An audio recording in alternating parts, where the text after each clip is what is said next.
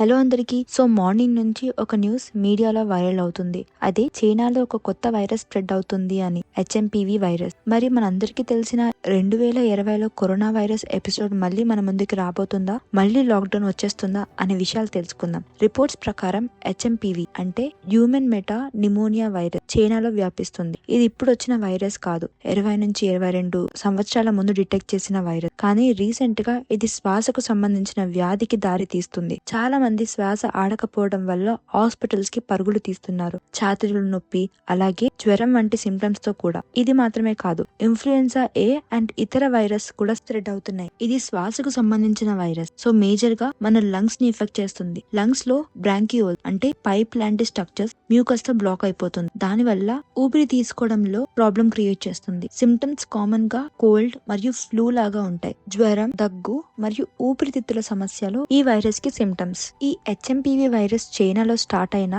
ఇప్పుడు ఏషియా లాంటి వేరే కంట్రీస్ లో కూడా స్ప్రెడ్ అవుతుంది. జపాన్ లో డిసెంబర్ మంత్ లో 95,000 ఫ్లూ పేషెంట్స్ హాస్పిటల్ కి వెళ్లారు అండ్ టోటల్ గా 7 లక్షల కేసులు రిపోర్ట్ అయ్యాయి. ఇప్పటికీ సోషల్ మీడియాలో ఈ న్యూస్ స్ప్రెడ్ అయినప్పటికీ చైనా మరియు WHO వరల్డ్ హెల్త్ ఆర్గనైజేషన్ నుంచి ఎటువంటి క్లారిఫికేషన్ రాలేదు, లేదా స్టేట్ ఎమర్జెన్సీ కూడా డిక్లేర్ చేయలేదు. ఈ వైరస్ కి సంబంధించిన మరణ సంఖ్య ఇన్ఫర్మేషన్ లేదు కాబట్టి ఇంకా క్లియర్ గా చెప్పలేము. కానీ చిన్న పిల్లలు, ప్రెగ్నెంట్ ఉమెన్ అలాగే వృద్ధులు జాగ్రత్తగా ఉండాలి. 2021లో ద లాన్సెట్ గ్లోబల్ హెల్త్ సంస్థ ఒక ఆర్టికల్ పబ్లిష్ చేసింది. అందులో 5 సంవత్సరాల కన్నా తక్కువగా ఉన్న పిల్లలకి 1% డెత్ రేట్ కనిపించింది. ఇప్పటికీ క్లియర్ గా ఎవ్వరూ ఏమి చెప్పలేరు. కానీ చేసిన రీసెర్చ్ ప్రకారం ఈ ఏజ్ గ్రూప్ వాళ్ళు చాలా జాగ్రత్తగా ఉండడం మంచిది. ఇది ఒక అలర్ట్ మాత్రమే, పానిక్ అవ్వకండి, కానీ ప్రిపేర్డ్ గా ఉండండి. దీనికి కావాల్సిన జనరల్ ప్రికాషన్: ఊపిరితిత్తుల సమస్యలు ఉన్నప్పుడు కామన్ గైడ్ లైన్స్ ని ఫాలో చేయండి. ఇంపార్టెంట్ వ్యాక్సినేషన్స్ ని మిస్ చేసుకోకుండా వ్యాక్సినేట్ అవ్వండి. అలానే విటమిన్స్ అండ్